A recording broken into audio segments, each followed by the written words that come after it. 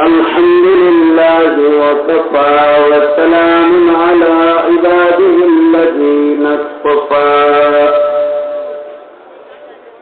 أما بعد فأعوذ بالله من الشيطان الرجيم بسم الله الرحمن الرحيم إن الله يحب التوابين ويحب المتطهرين وقال النبي صلى الله عليه وسلم كل أمتي يدخلون الجنة إلا من أبى قيل من يأبى يا رسول الله قال من أطاعني دخل الجنة ومن عصاني فقد أبى أو كما قال عليه الصلاة والسلام اللهم صل على محمد وعلى آل محمد كما صليت على إبراهيم وعلى آل إبراهيم إنك حميد مجيد اللهم بارك على محمد وعلى آل محمد كما باركت على إبراهيم وعلى آل إبراهيم إنك حميد مجيد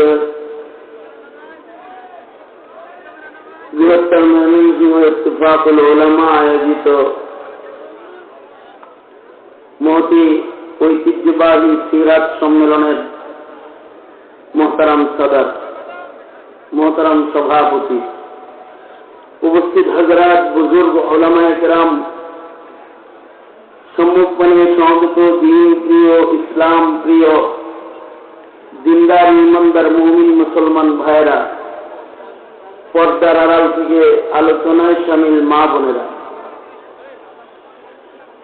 বিশ্বজগতের মালিক, বিশ্ব প্রতিপালকের বিশ্ব দরবারে কালিমাত শকর যে মহান রব্বুল আলামিন আকাবিরদের একটি মজলিসে সিরাতুন নবী সাল্লাল্লাহু আলাইহি ওয়াসাল্লাম শিরোনামে আমাদেরকে আল্লাহ তাআলা একত্রিত হওয়ার তৌফিক দান করেছেন। কালিমাত শুকর করি, শুকরিয়া আদায় করি, জবান খুলে মুহাব্বতে বলি আলহামদুলিল্লাহ। মুরব্বীরা আলোচনা করেছেন এবং আমার পরেও বড়রাই কথা বলবেন। মাঝখানে কিছু সময় মুরব্বীদের নির্দেশে ছোট্ট করে একটি সবক তাকরার করার মানসে আয়াত হাদিস আপনাদের সামনে পেশ করেছি। খুব সংক্ষেপে কিছু কথা। এই পৃথিবীতে সব মানুষ আল্লাহর কাছে প্রিয় না। কিছু মানুষ তার বিবির কাছে প্রিয়, কিছু মানুষ সন্তানদের কাছে প্রিয়, কিছু মানুষ আছে তারা তাদের দলের কাছে প্রিয়, কারণ তারা বিবি বাচ্চার হক আদায় করে, দলের হক আদায় করে। নেতা তার হক আদায় করে, কর্মী হিসেবে নেতার কাছে সে প্রিয়, দলের জন্য সময় দেয়, দলের জন্য অর্থ ব্যয় করে, দলের জন্য রক্ত ব্যয় করে, দলের জন্য প্রয়োজনে জীবন দেয়।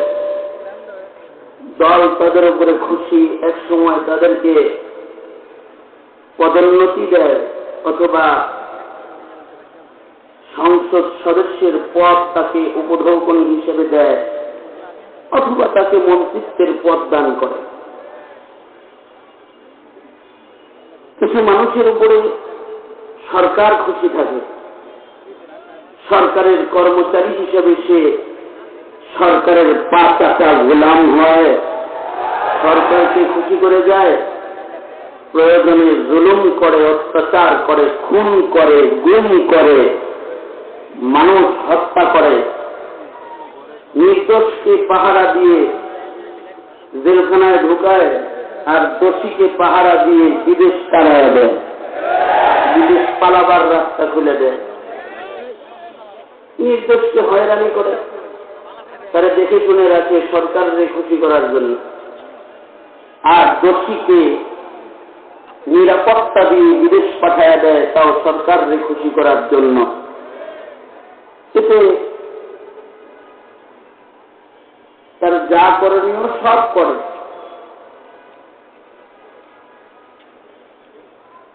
ষোলো বছর দলের কর্মীরা হেলমেট বাহিনী নামে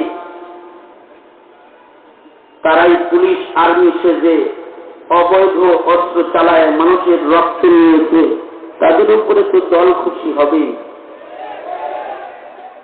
16 বছর সরকারের তাবেদার গোলাম হিসেবে, কৃতদাস হিসেবে যারা আলেম ওলামার উপরে অত্যাচার করে সরকারের চাহিদা পূরণ করে ইতিহাসের স্মরণীয় নিকৃষ্ট গ্রেফতার কর্ম, যেটা ইতিহাসের পাতায় পাওয়া যায় না, এত আলেম একসাথে গ্রেফতার, তাও বাহিনী করেছে। মামলা, যে মামলায় গ্রেফতার করে রিমান্ড করে জেল দিয়েছে, মামলাগুলোর বিবরণ শুনলে মানুষ তো হাসবে হাসবে, শয়তানও হাসবে। আমার নামে মামলা হলো আমি বাইতুল মোকাররমের উত্তর গেটে ককটেল মেরে পালিয়ে গিয়েছি।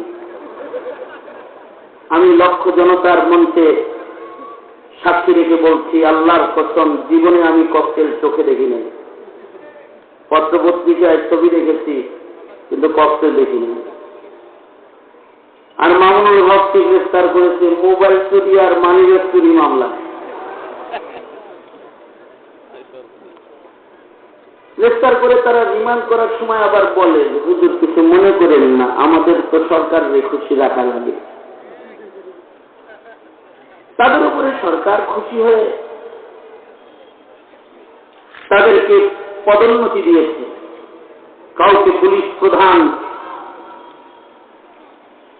কাউকে ডিবি প্রধান, কাউকে র্যাব প্রধান পদ তারা পেয়েছে সরকারের গোলামি করে। কিছু মানুষের উপরে ভারত খুশি, দাদা খুশি, যেমন শেখ হাসিনা,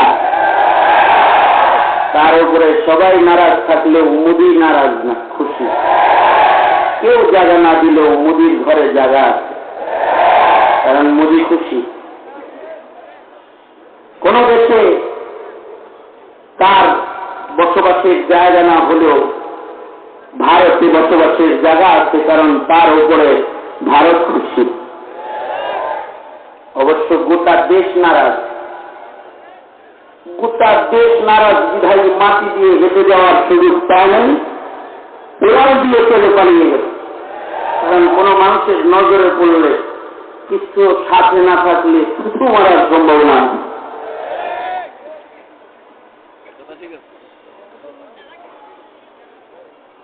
এদেশের আলেমরা তো সর্বাধিক নির্যাতিত, কিন্তু তারা গণভবনে মার্চ করে যায় না। 72 সাল থেকে আমাদেরকে রাজাকার বলে, টুপি আর দাড়ি, পাঞ্জাবি, এরা সব রাজাকার। কওমি মাদ্রাসার ছাত্র আলেম ওলামা রাজাকার বলে তাদের গালি দেয়, রাজাকারের বাচ্চা বলে। কিন্তু আলেমদের ধৈর্য বেশি, তারা গালির জবাবে পাল্টা গালিও দেয় নাই, দাওয়াও দেয় না। কিন্তু বৈষম্য বিরোধী ছাত্র আন্দোলনের ছেলেদেরকে যখন রাজাকারের বাচ্চা বলেছে, তখন ওরা গোটা দেশ থেকে গণভবন মুখী মার্চ করেছে আর বলছে, তুই রাজাকার। রাজাকার আমরা না, তুই রাজাকার।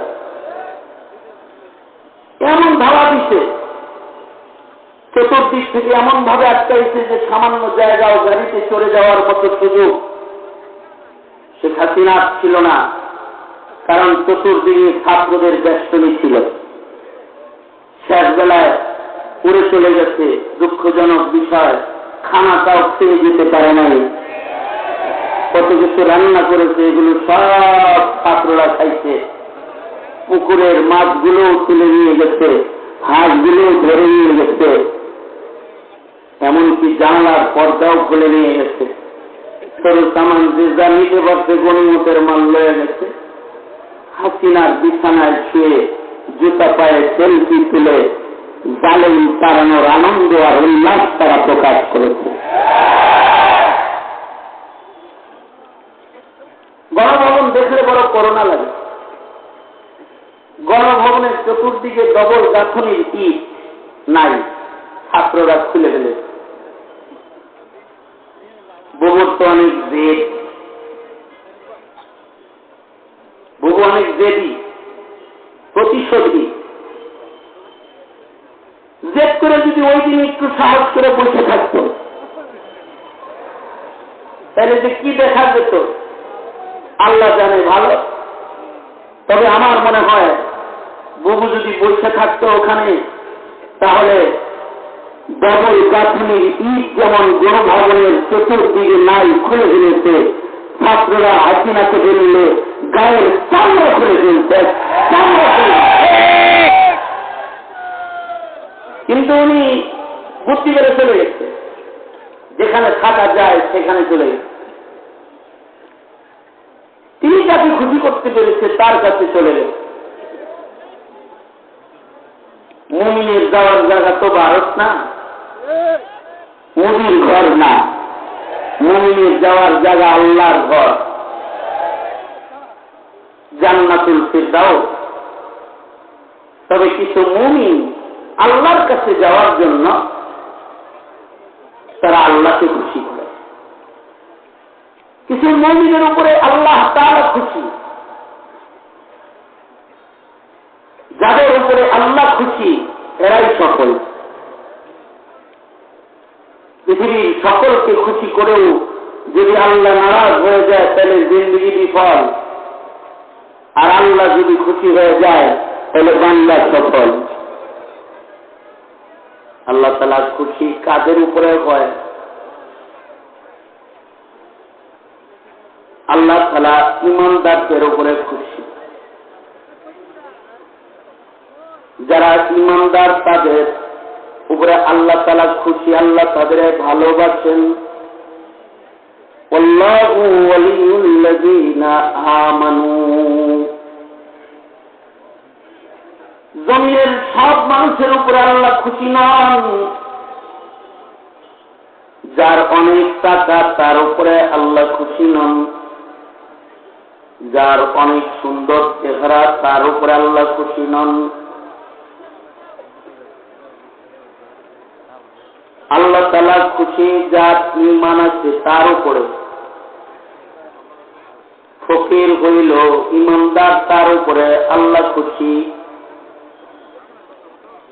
দেখতে অসুন্দর হলেও লোকটা ঈমানদার। ঈমানদারের অভিভাবক কে জোরে আওয়াজ করে বলেন ঈমানদারের উপরে আল্লাহ তাআলা খুশি। একজন ঈমানদার যতক্ষণ জমিনে থাকবে ততক্ষণ লা তাকুমুস সাআহ, কিয়ামত হবে। আর সর্বকনিষ্ঠ ঈমানদারকেও আল্লাহ তাআলা ভালোবাসেন। একেবারে এই উম্মতের সর্বকনিষ্ঠ ঈমানদারকে আল্লাহ তাআলা এমন পৃথিবীর 10 পৃথিবীর সমান জান্নাত দান করবেন। সুবহানাল্লাহ। এজন্য মুমিনের জিন্দেগীর সবচেয়ে বড় পাহারা হলো তার ঈমানের পাহারা। মুসলিম ভূখণ্ডের মুসলমানের সবচেয়ে বড় পাহারা হলো ঈমানের পাহারা। মাল দৌলতের পাহারা, ডিজিটাল ক্যামেরা, নিরাপত্তা বেষ্টনী মুমিনের আসল সম্পদের পাহারাদার না। মুমিনের আসল পাহারা হলো তার দৌলতি ঈমানের পাহারা। কারণ ঈমানের দৌলত নিয়ে যদি কেউ কবরে যায় তাহলে সে সফল হয়ে যায়। বাহিনীর দ্বারাই দেশের পাহারা হয়, গণভবনের পাহারা হয়, অফিস আদালতের পাহারা হয়, কিন্তু ঈমানের পাহারা যেটা, এটা রিজালুল্লাহ, আল্লাহ নির্বাচিত দল দিয়ে ঈমানের পাহারাদারি করতে হয়। এ কারণে মুসলমানের মাটিতে যখনই ঈমানের উপরে আঘাত হয় তো পাহারাদাররা পাহারা দিতে রাজপথে বেরিয়ে যায়। এই পাহারাটা যারা বুঝে না তারা বলে মোল্লা রাজনীতি করে। খতিব সাহেব যখন মুসল্লিদের ঈমানের পাহারা দেয়, না বুঝা তার জেহালা, তার মূর্খতার কারণে সে বলে খতিব সাহেব রাজনীতি করে। আলেমে দ্বীন জাতির সামনে বসে যখন ঈমানের কথা কয়, সে জাতির ঈমানের পাহারা দেয়। আর বেবুজ মূর্খ যারা, তারা বলে মৌলবী রাজনীতি করে, মৌলবী সরকারের বিপক্ষে কথা বলে। আলেম ওলামারা তো ঈমানের পাহারা দেয়। যুগে যুগে যত আলেম নির্যাতিত হয়েছে, যত আলেমকে জেল খাটতে হয়েছে, যত আলেমকে ফাঁসির রশিতে ঝুলতে হয়েছে, যত আলেম দ্বীনের রক্ত দিতে হয়েছে, সকল আলেমরাই ঈমান আর আমলের পাহারা দিতে গিয়ে তারা নির্যাতনের শিকার হয়েছে। কারণ জাতির ঈমান আমল ঠিক করার জন্য নবী আর আসবে না। আলেমরাই নবীর রেখে যাওয়া আমানতের পাহারাদার। নবী রাজ জাতির ঈমান আমল পাহারা দিত, আর নবী আসবে না। কিয়ামত পর্যন্ত নায়েবে নবী আসবে। এইটা এই উম্মতের শান যে এই উম্মতকে আল্লাহ তাআলা নায়েবে নবী দান করেছেন। বাবা আদম থেকে শুরু করে ঈসা আলাইহিস সালাম পর্যন্ত কোন নবীর উম্মতের ভেতরে নায়েবে নবী নেই, কিন্তু আমাদের নবীর উম্মতের মধ্যে কিয়ামত পর্যন্ত নায়েবে নবী আল্লাহ দান করছেন, করবেন। কারণ এটা খাতমে নবুয়তের একটা দলিল। ঈমান আমল ইসরাফিলের বাসী পর্যন্ত পাহারা দিতে নবী দরকার হবে না। নায়েবরা কাফন করে রাজপথে পাহারাদারিতে থাকবে, কোন নবীর জরুরত নাই, নায়েবরাই পাহারাদারি করবে। সেই পাহারাদারি তাবেঈন থেকে শুরু করে আজ পর্যন্ত চলে এসেছে, এবং এই পাহারাদারি করতে গিয়েই আলেমরা জেল খেটেছে। ইমাম আজম আবু হানিফা জেল খেটেছেন, তবে তাবেঈরা জেল খেটেছেন। কি করে? আমাদের পাহারাদারি করে অথবা ইমানের পাহারাদারি করে। ইমাম সারাক্তি 11 বছর জেলখানায় ছিলেন। হানাফি মাযহাবের গুরুত্বপূর্ণ উসুলের কিতাবগুলো ইমাম সারাক্তির লেখা। এবং আশ্চর্য বিষয় হল, আমাদের আকাবিররা জেলখানার থেকেও আমাদের খেদমত করেছেন। 484 হিজরিতে ওফাত ইমাম সারাক্তি। সেই 1100 বছর, 1000 বছর আগের কথা। কি বলে জেলে গেলেন? জমানার বাদশাহ সে কোন মেয়ের সাথে, বান্দির সাথে যৌনাচার করবে, অর্থাৎ বান্দি তো ব্যবহার করা যাবে, কিন্তু এই বান্দিটা কুমারী বান্দি, এখনো পর্যন্ত তার মাসিক চালু হয় নাই, ঋতুস্রাব একবার হয়নি। সে এই কুমারী দাসীর সাথে নিজের খাহেস মিটাবে, যার এখনো ঋতুস্রাব হয়নি। ইমাম সারাফি ফতোয়া দিলেন, যদি ঋতুস্রাব না হয় ওই বান্দির সাথে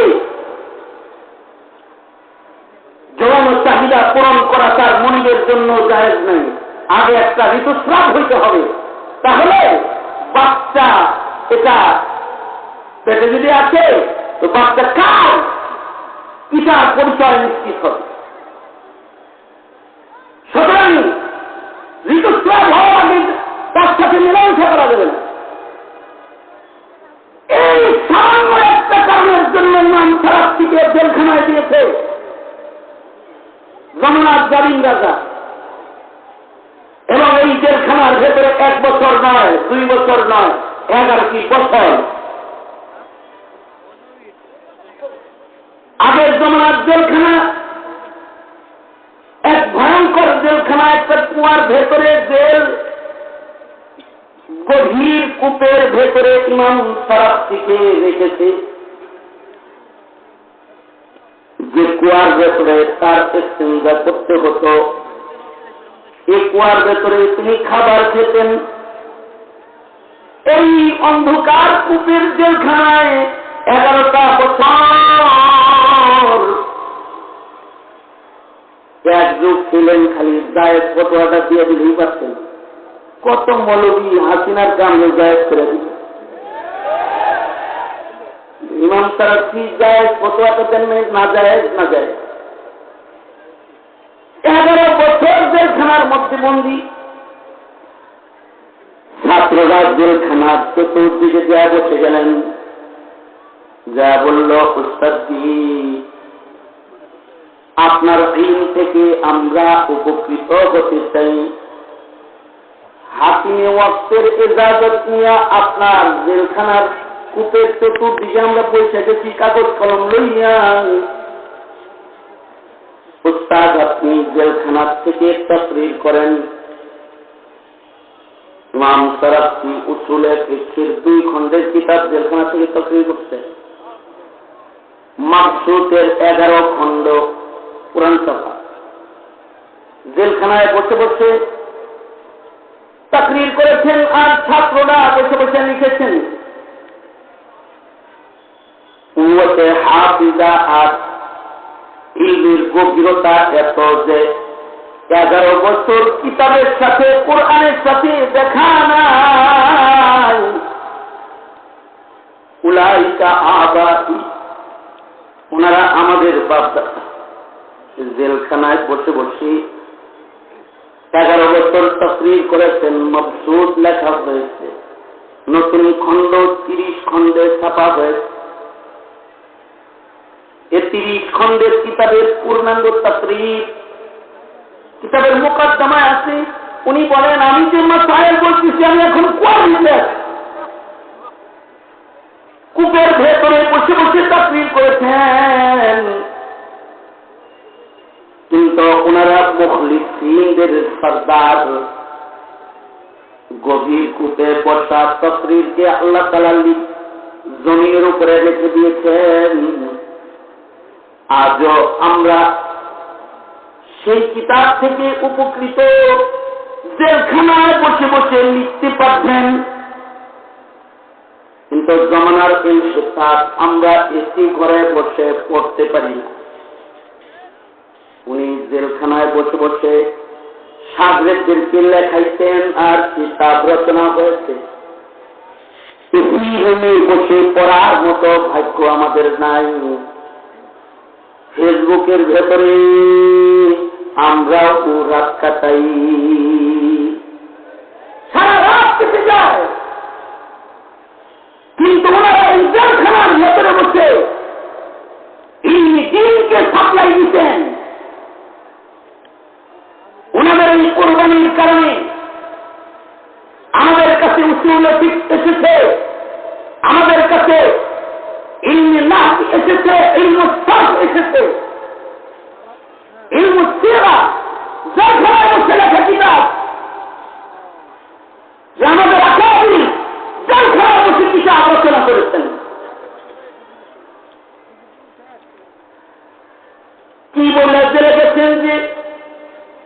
বান্দির সাথে তুমি নিজের খায়ের সাথে মিলাইতে পারবে না হায় যাওয়ার আগে। বাস এতটুকুন মাসালা আমলের জায়গা। এইটার কারণে যে আলেমরা তো এমনই কঠোর, কারণ নবী আসবে না, তারা উম্মতের ছোট্ট একটা হারামকে হালালের পথে যাইতে দিবে না। যেখানে ছোট্ট একটা হালাল আমলকেও হারাম তরিকায় হইতে উম্মত দিবে না, সেইখানে ইহুদি দালাল যারা তারা মুসলমানের মাটিতে নাস্তিকের চাষাবাদ করতে চায়, কাদিয়ানির চাষাবাদ করতে চায়, ইসলাম বিষয়ে বক্তব্যকে গড়ে প্রতিষ্ঠা করতে চায়, মৌলবী চুপ থাকতে চাইলে তারা তারা চুপ হবে না, তারা গুলোটি মূল্যায় দিবে। তোমরা জাতির ইমান নিয়ে যখন তারা হত্যা করো তখন তুমি চাকরির চিন্তা করো, জাতিকে যখন কাদিয়ানি বানায় তখন পুলিশের পোশাক পরে মুসলমানের দেশের নাগরিক হয়ে তুমি কাদিয়ানির পক্ষে কাজ করো। 22 দিন রিমান্ড ছিল আমার, 22 দিনের রিমান্ডের ভেতরে এক পুলিশের আদর প্রশ্ন, হুজুর কাদিয়ানিরা কি আসলেই কাছে? হাত তো ভাঙার লাগেন না পিছনে, আর সামনে হলে হকি স্টিকার সিস্টেম লয়ে বুঝেছে। মনে মনে বলি যে হাতগুলো যদি খোলা থাকতো রে, তাহলে এখন আগে তোর একটা বক্সিং দিয়ে তোর নাকের বদনাটা খুলে দেওয়া দিতাম আগে। তুই বলো কাদিয়ানিকে আসলেই কাছে? আমি বললাম হ্যাঁ কাছে। কেন কাছে? এই কারণে কাছে। তারপরে বলে জিনিসটা একটু সলিউশন করে চলা যায় না তাদের লোকে, কাদিয়ানির লোকে সলিউশন করে চলবে।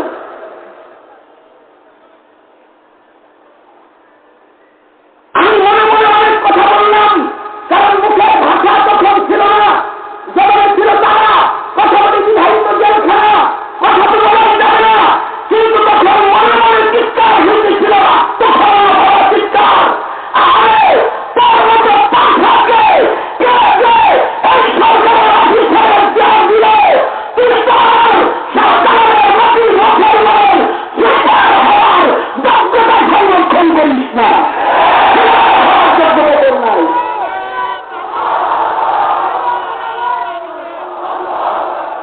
যখন এই মাটির পুলিশ অফিসার কাদিয়ানি কাফের এটা যায় না, যখন এই মাটির ওসি সিসি নাস্তিকের বিচার হওয়া উচিত জানে না, তখন তো নির্যাতন হবেই,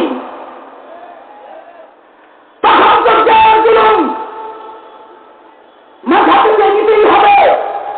প্রয়োজনে ফাঁসির রোজগারে রাখতে পারে, তবে নবীর কাফেলা তোমাদেরকে বলছি, একটা হারাম কাজকে সুন্নাত তরিকার বাইরে না করতে বিনা করি 11 বছর সারা পৃথিবীতে থাকতে পারে। ইমাম ইবনে তাইমিয়াহ যারা রাজনীতি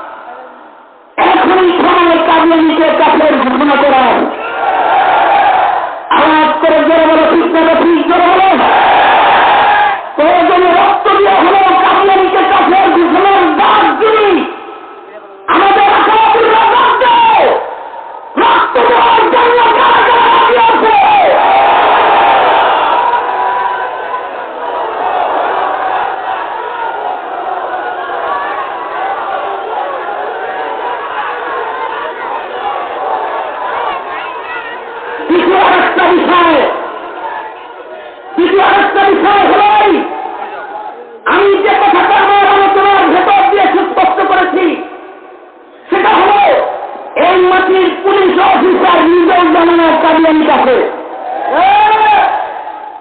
সেই মাটির পুলিশ অফিসার জানে না কাদিয়ানি কাছে, সেই মাটির ডিসি জানে না নাস্তিকরা অপরাধী, যেই মাটির এসি ইউনো বুঝে না বিধাতি কি জিনিস, শিরিক কি জিনিস, যেই জাতি এগুলো বুঝে না ওই জাতি কাদিয়ানি বুঝবো কেমনি?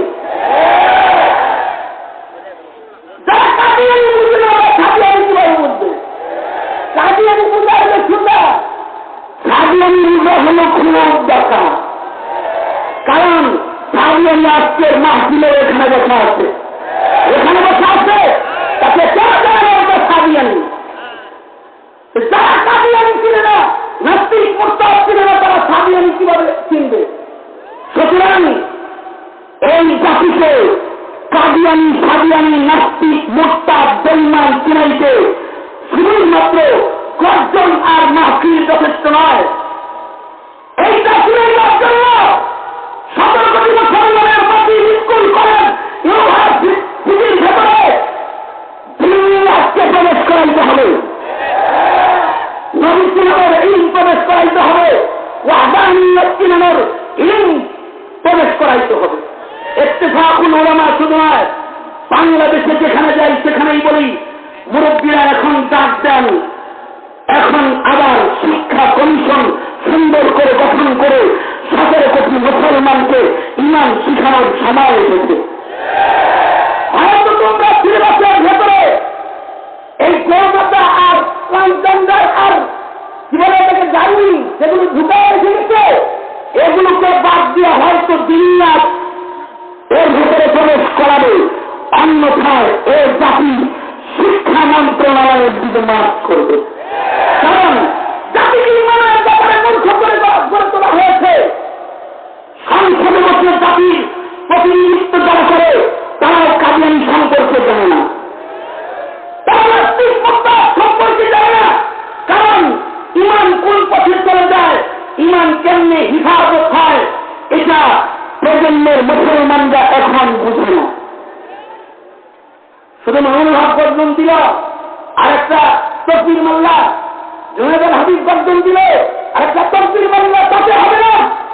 রক্ত ছাড়াই পৃথিবীতে কিছু হয় নাই, রক্ত ছাড়া কিছু হয় নাই। না, বাংলার মাটিতে রক্ত লাগবে, সবকিছুকে ঠিক করার জন্য জীবন দিতে হবে, জীবন দিতে হবে।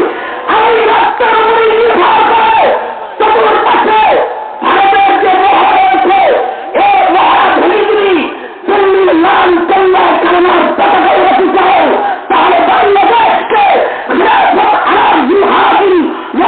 প্রতিষ্ঠান ময়দানে ঝগড়া করতে হবে।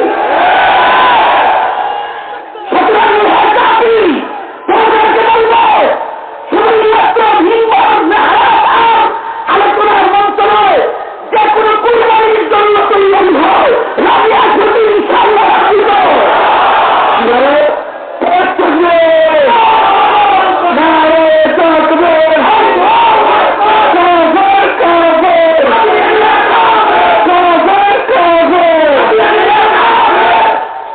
মুসলমানের আল্লাহর মাহবুব হওয়ার রাস্তা খোলা মাত্র 2টা, 3 নাম্বার কিছু নাই, হয়তো শহীদ নয়তো গাছ। জোরে বলেন হয়তো শহীদ, জোরে বলেন হয়তো শহীদ। বিমানের বাচ্চা হয়ে বেঁচে থাকার কোন রাস্তা নাই মুসলমানের, হয়তো শহীদ নয়তো রাজি, এছাড়ার কোন রাস্তা খোলা নাই। যদি বেঁচে থাকতেই হয় শাহাদাতের রক্তের লগ্নের উপরে গাজীর পতাকা কাজে করে বেঁচে থাকতে হবে, কোন অধিকার নাই।